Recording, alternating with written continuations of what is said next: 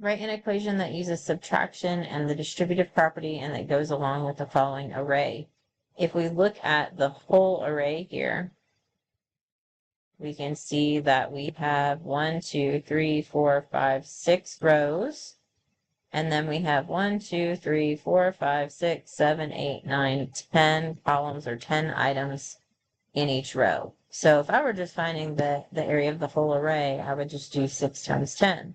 However, I'm noticing that I have one of my columns, or the last item in each row, has been crossed out. And so when you see X's, that means we're removing or subtracting that, right? So if I wanted to write this using the distributive property, I would say that this is actually 6 times 10 minus 1, because I actually don't want the area of the whole array. I want the area of the whole array minus this part that I'm taking out, right? So I'm going to write this as 6 times 10 minus 1.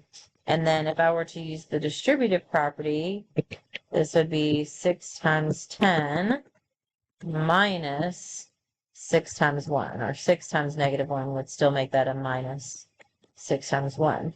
And then I could say that that is actually 60 minus 6. And that makes sense because I know if I were to find the area of the original array, that's 6 by 10, right? So that's 60 shapes there, right?